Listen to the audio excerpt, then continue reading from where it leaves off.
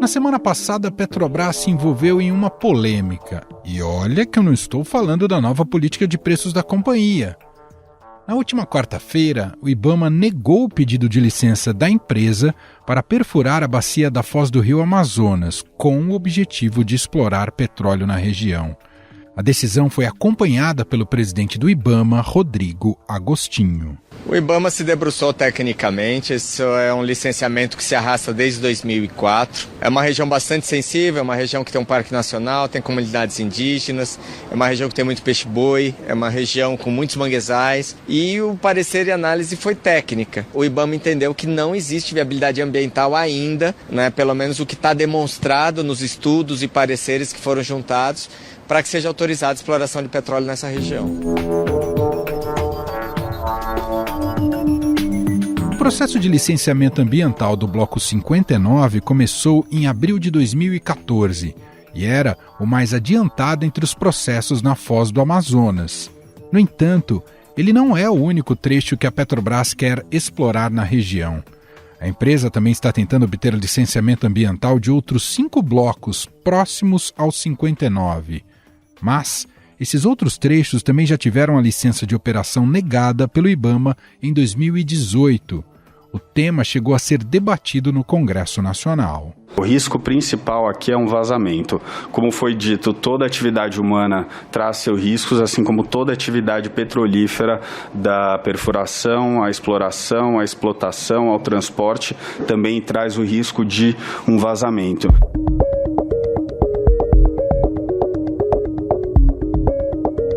Na época da negativa, o IBAMA apontou que a empresa Total não havia conseguido demonstrar capacidade de gerar adequadamente os riscos da atividade exploratória.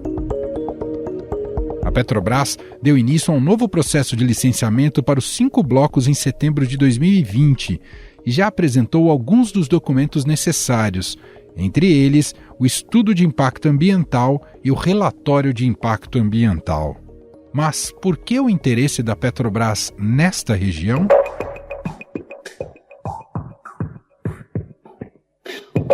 Tanto o Bloco 59 quanto os outros 5 blocos têm potencial de exploração de 14 bilhões de barris de petróleo, que compreende a região litorânea do Amapá até o Rio Grande do Norte. A Foz do Amazonas é considerada uma região de alta relevância biológica, com recifes de coral ainda pouco estudados. O plano estratégico da Petrobras para o período de 2023 a 2027 é investir 2,9 bilhões de dólares na exploração. É preciso destacar que as atividades de petróleo e gás continuarão sendo essenciais pelos próximos anos para viabilizar essa transição, tanto do ponto de vista financeiro, quanto para garantir a segurança energética do Brasil. Vamos continuar buscando novas fronteiras em nosso país, sempre pautados pelas mais rigorosas práticas ambientais, sociais e de segurança, combinando inovação, eficiência e redução da intensidade de carbono. Este que você ouviu é o presidente da Petrobras, Jean Paul Prates. A exploração da Foz do Amazonas era tida por ambientalistas como um dos empreendimentos de maior potencial de impacto no país, junto com o asfaltamento da BR-319, que corta a Amazônia, e a Ferrogrão, ferrovia que tem como objetivo escoar a produção de grãos do Centro-Oeste por portos da região Norte. Em seu parecer, o IBAMA ainda destacou que a região da Bacia da Foz do Amazonas é de extrema sensibilidade socioambiental, por abrigar unidades de conservação, terras indígenas, mangues e grande biodiversidade marinha. Segundo o órgão, a área abriga uma série de espécies ameaçadas de extinção. A área também tem grande biodiversidade marinha, com espécies ameaçadas de extinção, como o boto cinza, o boto vermelho, peixe-boi marinho e o peixe-boi amazônico. O caso já tem gerado ruídos entre membros do governo de Luiz Inácio Lula da Silva. A ministra do Meio Ambiente, Marina Silva, disse que o tema é muito complexo e defendeu a decisão do IBAMA. caso aí de petróleo na Foz, né, o IBAMA tem a sua autonomia para, tecnicamente, fazer o processo de licenciamento. Então, o que nós vamos fazer são licenças que levam em conta o parecer técnico dos órgãos de licenciamento, que se trata, sem sombra de dúvidas, de um empreendimento de altíssima complexidade, é inegável que tem altíssimo impacto ambiental, simbólico e político, e que vai ser considerado do ponto de vista técnico. Fora isso, a titular da pasta ainda disse que a Petrobras precisa investir em um processo de transição energética. Em vez do Brasil ficar brigando para exportar carbono, ele pode trabalhar para ser uma economia de baixo carbono e conseguir espaços incríveis de investimento na área de agricultura, na área de geração de energia, o hidrogênio verde e tantas outras oportunidades.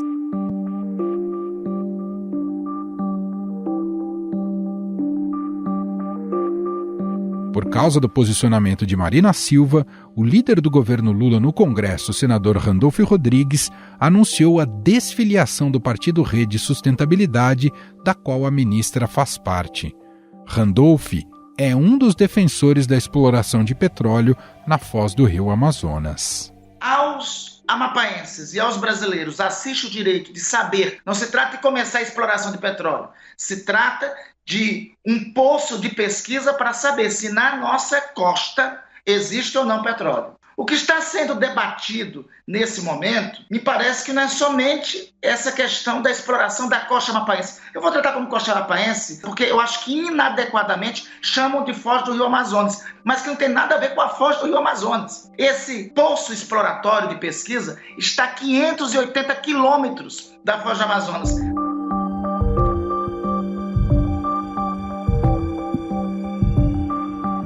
Esse apoio de Randolph Rodrigues ao projeto da Petrobras rendeu uma troca de farpas com o ex-ministro do Meio Ambiente de Bolsonaro, Ricardo Salles.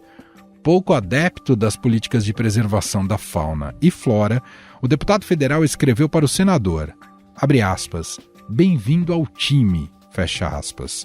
E como resposta teve, abre aspas, não sou da sua laia, fecha aspas. Essa não é a primeira vez que Marina Silva se contrapõe a um projeto do governo Lula enquanto ministra.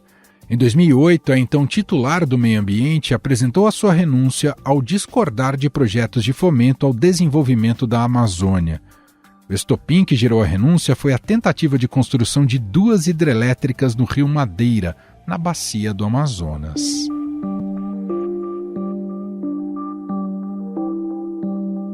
A Petrobras informou que vai recorrer do veto ao licenciamento ambiental para explorar petróleo na foz do rio Amazonas.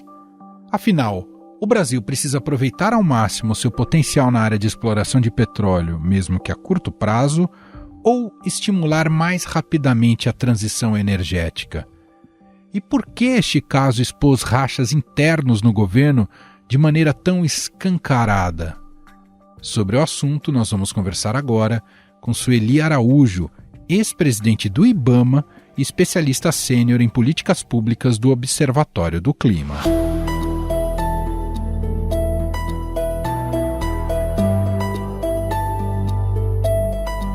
Olá, Sueli, seja muito bem-vinda, tudo bem?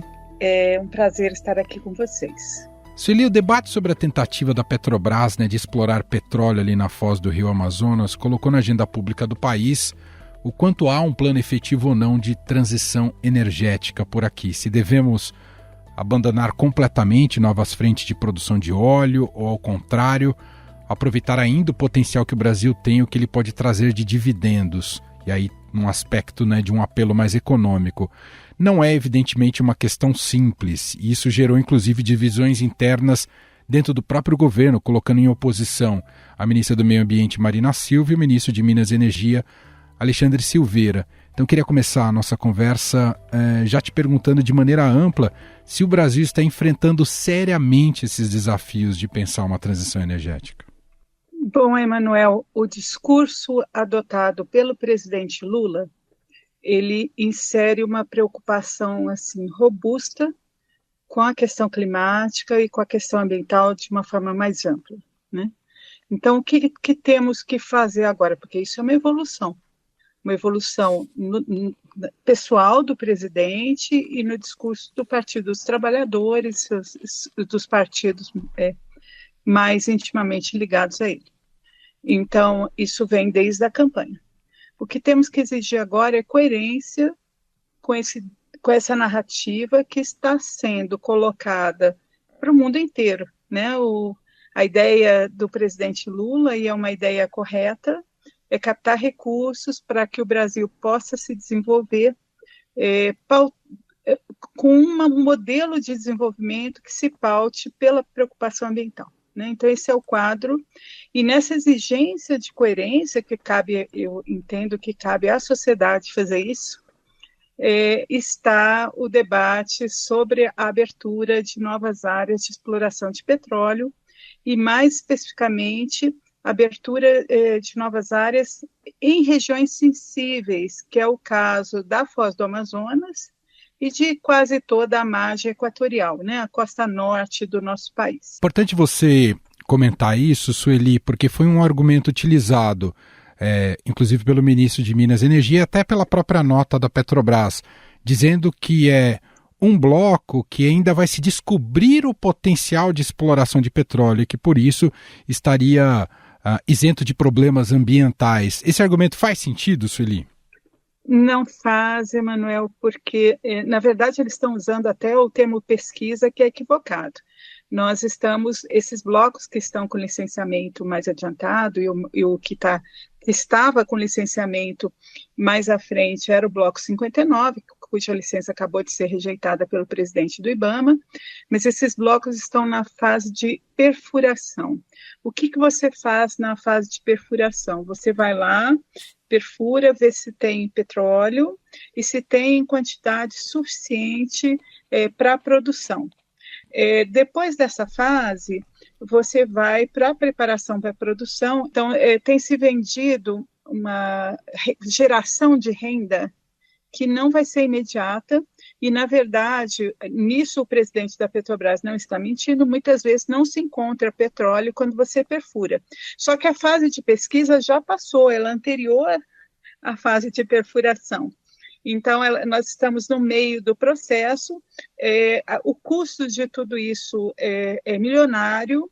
A Petrobras, ela não está só vendo se vai encontrar petróleo, ela está investindo muito dinheiro, e não é só no bloco 59, ela está adquirindo blocos de empresas estrangeiras que têm saído da região. Então, a Petrobras está com uma estratégia de ocupação de toda a região da Foz do Amazonas e de outras áreas na margem equatorial. Isso faz parte da política, da estratégia de expansão da Petrobras. E aí é questionável. Vamos lá, por quê?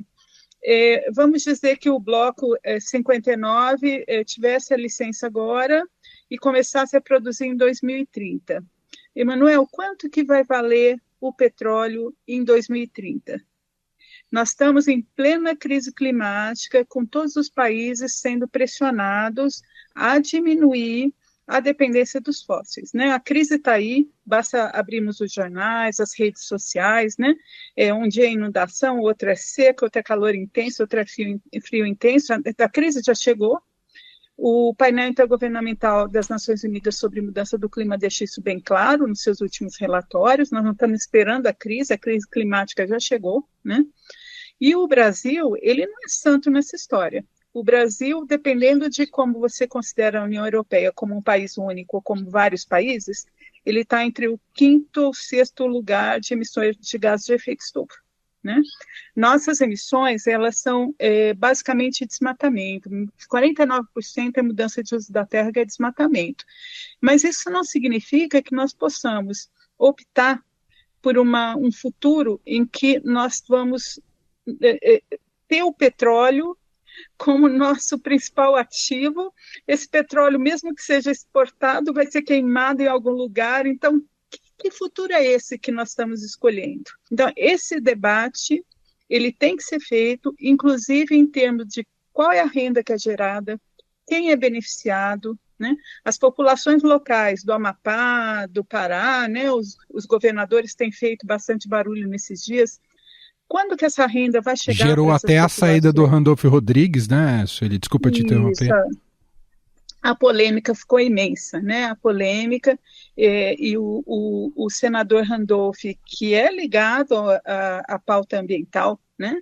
Assumiu uma postura bastante forte de defesa dos interesses do Estado.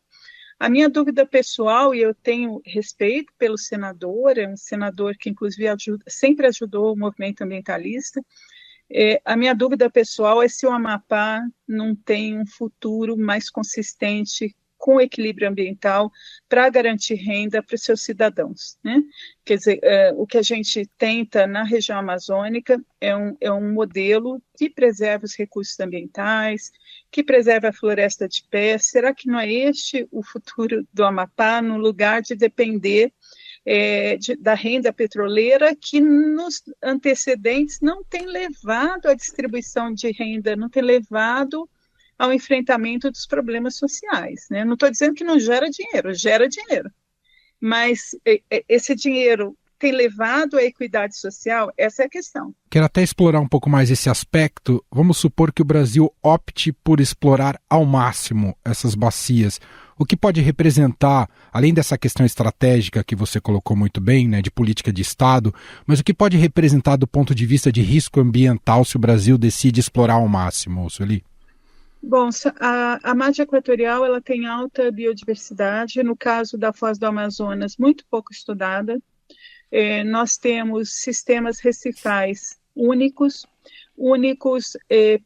no caso da Foz do Amazonas, pela quantidade de sedimentos que um rio, como o rio Amazonas, joga no mar, e você tem ecossistemas que só vão existir ali, né? Com aquela quantidade de sedimentos, que peixe que vive lá, que outros em termos de fauna e flora, que outras riquezas nós temos lá, tudo isso é muito pouco estudado, né? Então, nós já vamos estar colocando em perigo riquezas que nós não conhecemos, que, na verdade, nós podemos contar nas duas mãos quais cientistas que realmente já estudaram a região, que são sempre os mesmos, a gente conhece, e a gente, sem saber tudo isso, a gente vai colocar a região em risco. O petróleo, ele pode ter problemas relacionados a acidentes, né, vazamentos, são as tragédias, né, não ocorre todo dia, mas também quando ocorre, são históricas, né? Sim. Nós temos características na região da Foz que são fortes correntes. A Petrobras não tem essas condições lá na Bacia de Campos, nem na Bacia de Santos. As correntes da região da Foz são realmente muito violentas. A corrente principal vai na direção das Guianas. Então, lá no Bloco 59, se houver acidente, o óleo vai em menos de 10 horas para águas internacionais. E aí as condições de gestão, né, de gerenciamento desse acidente ficam muito complicadas. A Petrobras tem falado que fez reuniões com as autoridades dos outros países, mas isso é muito complicado. Eu sei que tem tratados internacionais, mas na verdade você deveria ter acordos bilaterais para realmente deixar, em caso de acidente, deixar o brasileiro, o empreendedor brasileiro atuar com plena liberdade nas águas de outros países, né? Então é coisa mesmo, menos de 10 horas. Então qualquer acidente na região, e isso está no parecer do IBAMA, dos técnicos, qualquer acidente na região vai ser de muito difícil gerenciamento. O principal é o que eles chamam plano de emergência individual, que é para gestão de acidentes, para tragédias, mas nós temos sim problemas de poluição contínua gerados nessas áreas com intensa exploração de petróleo. E nessa região nós temos pescadores, nós temos na costa ecossistemas bastante frágeis, manguezais, né, e todo o sistema recifal embaixo, né, no mar. Uhum. Então, tudo isso pode ser afetado por essa opção, né, de exploração de petróleo numa região dessas, né? Então, o correto teria ter sido feita uma avaliação ambiental de área sedimentar. Tem saído muito essa sigla nos jornais e assusta um pouco, né? AAAS. Uma área sedimentar é uma bacia sedimentar como a Foz do Amazonas. Do lado da Foz do Amazonas tem a bacia do Pará-Maranhão, depois tem a bacia de Barreirinha, são 5 na margem equatorial. Uhum. Né, com essa avaliação, você pega toda uma região e delimita áreas aptas para produção de petróleo, áreas não aptas e áreas em moratória, que você vai estudar mais. Essa AAS deveria ser feita antes dos leilões. E aí o que o governo faz? E isso não é o atual governo, desde sempre, né? Esse estudo regionalizado é previsto numa portaria interministerial de 2012. Só que a própria portaria fala numa disposição transitória, olha, enquanto não tem esse estudo, vocês podem só dar uma perguntada antes dos leilões, antes da oferta dos blocos, com os órgãos ambientais, se tem algum impedimento muito grave na região. E é isso que eles fazem. Então, eles transformaram uma regra transitória, que ainda não é o licenciamento, ou IBAMA, ou Instituto Chico Mendes, está tudo bem nessa área, ou isso vai ser um parque nacional, né? E eles pegaram uma regra transitória da portaria que exigia o estudo regionalizado e estão usando essa regra até hoje. Então, no lugar de fazer o estudo antes da oferta, que seria o correto, e é correto do ponto de vista econômico, porque você coloca blocos muito mais seguros em termos de que ele vai conseguir licença ambiental. Não é uma garantia 100%, Sim. Mas você coloca blocos só nas áreas aptas, né? Aí o governo não faz isso, dá um tiro no pé. Eu acho até que se fizesse, o valor que ele receberia pelos blocos seria maior, né? Porque você bota blocos com muito mais segurança, e não faz na região da Foz. Isso não foi feito, e é uma demanda, inclusive no próprio parecer do presidente do IBAMA, ele chama atenção, olha, governo, porque não é a Petrobras que vai fazer esse estudo regionalizado, é o governo, né? Então ele falou, olha, governo, nas áreas em que não tem a avaliação ambiental de área sedimentar, nós temos que fazer. Eu tenho analisado bastante, há anos esse caso da Foz, desde que eu estava no IBAMA, na presidência do IBAMA, e a gente sempre reclamou da ausência da avaliação ambiental de área sedimentar, né? O Brasil tem que cumprir sua própria legislação, é isso, né? Porque não dá para aceitar irresponsabilidade ambiental numa região tão frágil. É isso que eu tenho alertado.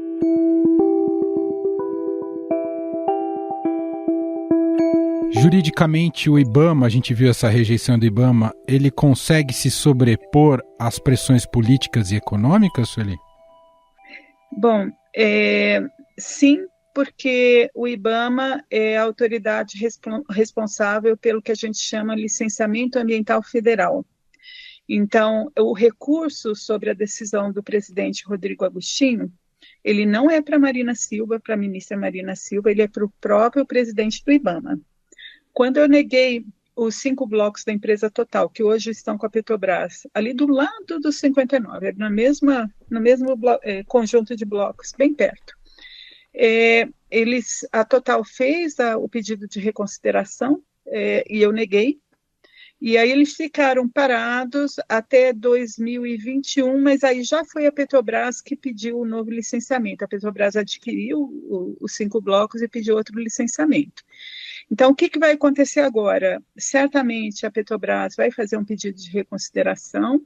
Acho muito pouco provável, pelo parecer do presidente do IBAMA, que ele vai reverter o seu posicionamento, e ele cumpriu exatamente o que a equipe técnica recomendou, né? Ele fez, inclusive, um parecer brilhante, porque ele fez a conexão com a avaliação ambiental de área sedimentar, que é uma conexão que poucos fazem.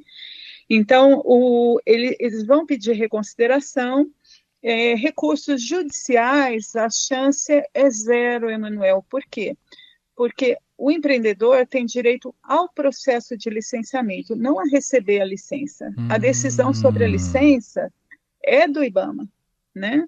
Então, nenhum juiz vai dar liminar ou ganho de causa o juiz vai virar licenciador, não faz qualquer sentido do ponto de vista jurídico.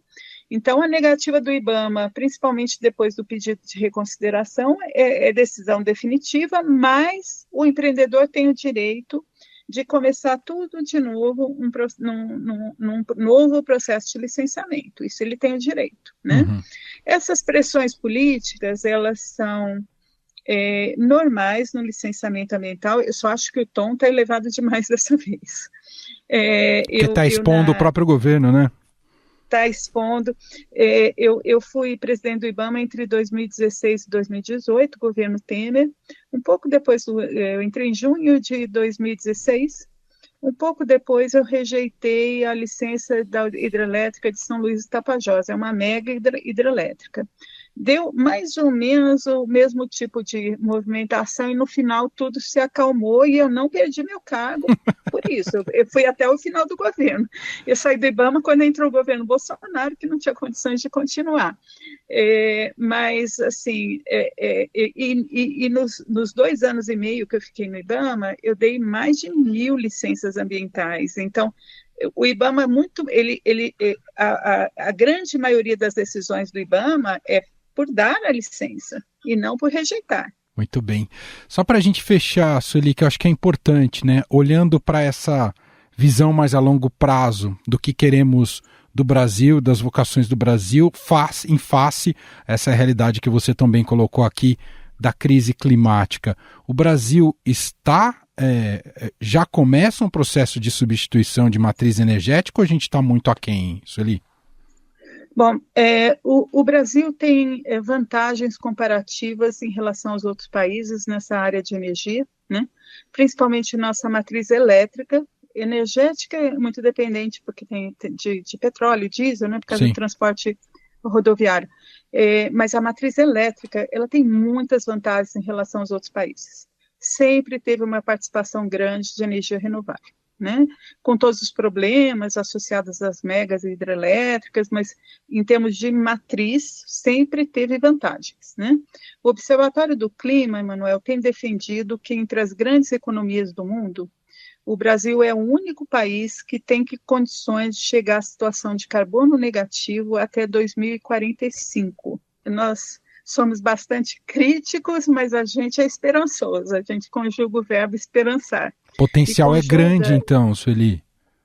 A gente conjuga com base técnica. O Observatório do Clima mantém um sistema de controle de emissões das diferentes fontes, o SEG, SEEG, que tem dados dos 5.570 municípios brasileiros nas diferentes fontes, com o atraso é só de 1 ano. Nós temos dados de todos os municípios brasileiros com um lapso temporal só de 1 ano. Publicamos isso, tem um site específico para o SEG, e então é uma área que é nossa especialidade e nós assim, estamos o tempo todo analisando as diferentes fontes de emissões de gás de efeito estufa do país. Se nós conseguirmos controlar o desmatamento, nós já temos um avanço enorme, porque a mudança de uso da terra responde por 49% de nossas emissões. Na segunda, em termos de fonte de emissões, vem a agropecuária, principalmente pecuária, pelo metano do gado, né? Se a gente adotar técnicas de baixo carbono na agropecuária, e tem coisas que não são tão difíceis assim, como rotação de pastagem para o gado comer pasto novo, né? Então, assim, tendo um pouco mais de cuidado com as emissões, adotando realmente agricultura de baixo carbono, e o governo tem falado que vai exigir que os recursos do Plano Safra sejam direcionados para a agricultura de baixo carbono, né? O próprio ministro Fávaro tem falado isso, junto com a ministra Marina. Então, se você somar emissões ligadas a desmatamento com emissões da agropecuária, a gente tem mais de 70% das emissões brasileiras. O setor de energia vem em terceiro lugar, e pelo menos na parte da matriz elétrica, a gente está em vantagem. Então, o que nós defendemos? Muita atenção com o controle do desmatamento, né? Agricultura de baixo carbono, agropecuária de baixo carbono, e no setor de energia, caminhar para descarbonização e não para carbonização, como parece que o presidente da Petrobras quer caminhar, né? Demais. Nós ouvimos aqui Sueli Araújo, ex-presidente do IBAMA, especialista sênior em políticas públicas do Observatório do Clima. Foi mais uma vez ótimo conversar com a senhora. Obrigado, viu, Sueli? Eu que agradeço, o papo foi muito bom. Estadão Notícias.